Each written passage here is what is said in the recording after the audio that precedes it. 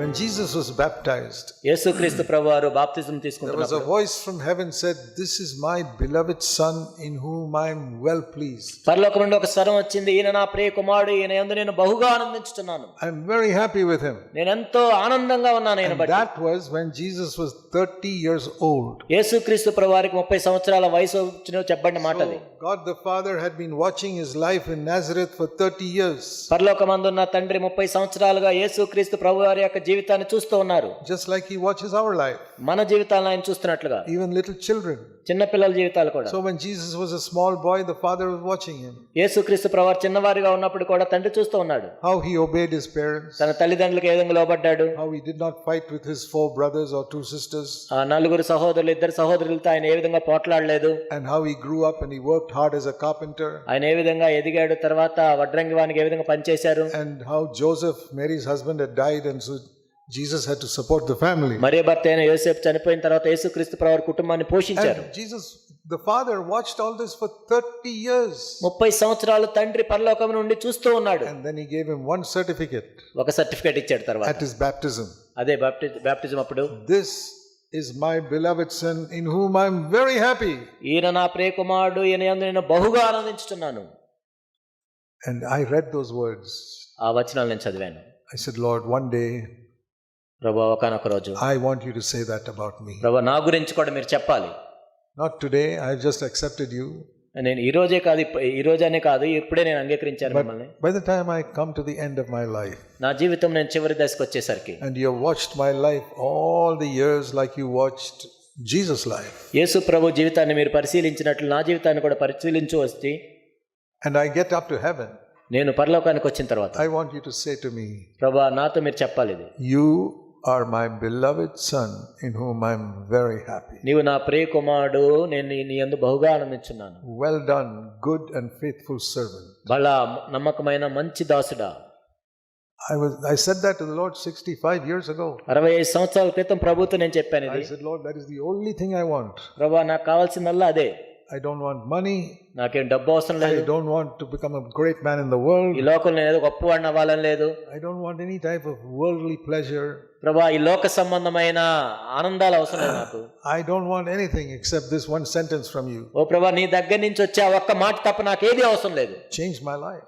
నా జీవితాన్ని మార్చేసింది అది. It made me a very happy man. నేనెంతో ఆనందంగా ఉండే వ్యక్తిగా నన్ను తీర్చిదిద్దింది అది. And I'm a very happy man today. నేను ఇప్పుడు ఎంతో ఆనందంగా ఉన్న వ్యక్తిని. It's not that I've had no problems. అంటే నాకేం సమస్యలు లేవని కాదు. Jesus had many problems. యేసు ప్రభు కూడా ఎన్నో సమస్యలు ఉన్నాయి. People tried to kill him. ఆయన చంపడానికి చూశారు చాలా మంది. Because the devil hated him. ఎందుకంటే అపవాది ఎంతో ద్వేషించాడు. I know the devil hates me. నన్ను అపవాది ద్వేషించాలి. To me that is a certificate. నాకు అదే certificate. It's like people do BA and MA and MSc and all those. చాలా మంది BA, MA, MSc చదువుకుంటారు. My certificate is the devil hates me. నా certificate ఏంటంటే అపవాది నన్ను ద్వేషిస్తున్నాడు. Because he knows I am 100% for Jesus Christ. ఎందుకంటే నేను 100% ప్రభు కోసం జీవిస్తున్నాను అపవాదికి తెలుసు కాబట్టి. If you're only 50% for Jesus Christ, the devil will hate you only 50%. మీరు ప్రభు కోసం 50% ఉంటే అపవాది మనల్ని 50% ద్వేషిస్తాడు. My goal was the devil must hate me 100%. నా లక్ష్యం ఏంటంటే అపవాది నన్ను 100% ద్వేషించాలి. He must be so angry with me నా మీద ఎంతో కోప్పడాలి that I am destroying his kingdom. ఎందుకంటే తన రాజ్యాన్ని నేను పాడు చేస్తున్నాను. I don't know how well I've done it, but that's what I've tried to do. నేను ఎంతవరకు ఎంత బాగా చేశానో నాకు తెలియదు కానీ అలా చేయడానికి నేను ప్రయత్నం చేస్తూ వస్తున్నాను. Because I told the Lord, I will never live for myself. ఎందుకంటే ప్రభువుకు చెప్పిన ప్రభువా నా కోసం నేను జీవించను. I have no ambition on this earth. ఈ లోకంలో నాకు ఏ కోరిక లేదు. I even used to say, if I don't get a place to, I was not married at that time. అప్పట్లో నాకు వివాహం కాలేదు. And I said, Lord, if I don't get any place to sleep, I'll go and sleep in the railway station. ప్రభువా నేను పడుకోవటానికి నా స్థలం లేకపోతే railway station వెళ్ళి But పడుకుంటాను. I will serve you till the end of my life. అయినా నా జీవితం చివరి వరకు నిన్ను సేవిస్తాను. But God has not allowed me to sleep in the railway station. He's always given me a house. కానీ railway station లో పడుకోవడానికి దేవుడు నన్ను అనుమతించలేదు. నేను ఎప్పుడు ఉండడానికి ఒక ఇల్లు ఇచ్చాడు ప్రభు. He's a loving Father. ఎందుకంటే ఆయన ప్రేమగల తండ్రి. He took care of Jesus from the day he was born. యేసుక్రీస్తు ప్రభువారు పుట్టినప్పటి నుంచి కూడా తండ్రి ఎంతో శ్రద్ధ వహించారు. And he's taken care of me also like that. ఆ విధంగా నన్ను కూడా చూసుకున్నారు ప్రభు. So what I say is that my life is based on this verse. God will never cast me out. కాబట్టి నా జీవితం ఈ వచనంతో ప్రారంభమైంది. ప్రభువు నన్ను ఎంత మాత్రం బయటికి త్రోసివేయడు. So then after that I said, Lord, now I want to serve you. ఆ తర్వాత ప్రభువా నిన్ను సేవించాలి నేను. And then I found it difficult to serve him. ఆ ప్రభువుని సేవించడానికి ఎంతో కష్టమైంది నాకు. I was ashamed to give out a tract to somebody. వేరే వాళ్ళకి ట్రాక్ ఇవ్వటానికి నేను సిగ్గుపడేవాడిని. In the bus or the train, I was ashamed to give out a tract. ఆ బస్సులో కానీ ట్రైన్లో కానీ ట్రాక్ ఇవ్వటానికి కూడా భయపడేవాడిని. And I said, Lord, I'm sorry. I'm ashamed to admit that I'm a disciple of Jesus. యేసుక్రీస్తు ప్రభువు శిష్యుడని చెప్పడానికి ప్రభువా నేను సిగ్గుపడుతున్నాను ప్రభువా. And I saw I need to be filled with the Holy Spirit. నేను పరిశుద్ధాత్మతో నింపబడాలనేది నేను చూశాను. Then only I'll be bold. అప్పుడు మాత్రం నాకు ధైర్యం వస్తుంది. And I saw even in the Bible that the 12 disciples, even though they walked with Jesus for 3.5 years, బైబిల్లో 12 మంది శిష్యులు మనం చూసినట్లయితే వాళ్ళు యేసుక్రీస్తు ప్రభువుతో 3.5 సంవత్సరాలు వాళ్ళు నడిచినా కానీ when Jesus went up to heaven, they were all sitting in a room locked up. యేసుక్రీస్తు ప్రభువు పరలోకానికి ఆరోహణమైన తర్వాత వాళ్ళు గదిలో తలుపులు వేసుకొని భయపడుతూ కూర్చున్నారు. Afraid. వాళ్ళు ఎంతో భయపడుతూ కూర్చున్నారు. Jesus came in their midst after resurrection. పునరుద్ధానం తర్వాత ప్రభు వాళ్ళ మధ్యలోకి వచ్చాడు. And they saw him. వాళ్ళు చూశారు ఆయన. They touched him. వాళ్ళు ముట్టుకున్నారు. But they were still afraid. అయినా కానీ భయపడుతున్నారు. And Jesus said, I'll give you power. నేను మీకు శక్తిని ఇస్తాను ప్రభు And he చెప్పాడు. went up to heaven. ఆయన పరలోకానికి వెళ్ళారు. And they were still afraid. అయినా భయపడుతున్నారు వాళ్ళు. They were afraid that the Jews would kill them. యూదులు వాళ్ళని చంపుతారేమని భయపడుతున్నారు. So they always stayed in locked rooms. కాబట్టి వాళ్ళు ఎప్పుడూ కూడా తలుపులు వేసుకొని భయంగా ఉన్నారు. Then one day the Holy Spirit came and filled them. కానీ ఒకానొక రోజు పరిశుద్ధాత్ముడు వచ్చి వాళ్ళని నింపాడు. Then the boldness came. అప్పుడు వాళ్ళకి ధైర్యం వచ్చింది. That did not come slowly over a period of 2 or 3 years. ఏదో 2-3 సంవత్సరాలకు అలా కొంచెం రావటం కాదు. One moment.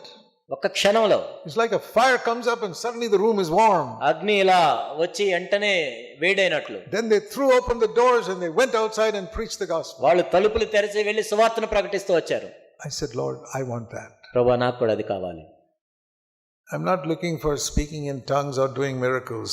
ఏదో భాషలతో మాట్లాడటమో ఏదో అద్భుతాలు చేయాలని దానికోసం కాదు నేను చూస్తాను. Just boldness to be a witness for Jesus Christ. యేసుక్రీస్తు ప్రభు కోసం సాక్షిగా ఉండడానికి కావాల్సిన ధైర్యం. In my place of work and outside my place of work. నేను పనిచేసే స్థలంలో మరియు బయట కూడా. To my unconverted nominal Christian relatives. కాబట్టి మార్పు చెందని నామకార్థపు క్రైస్తవులు బంధువుల మధ్య కూడా. Give me boldness. ఆ ధైర్యాన్ని. I took some time. కొంత సమయం పట్టింది దానికి. Prayed.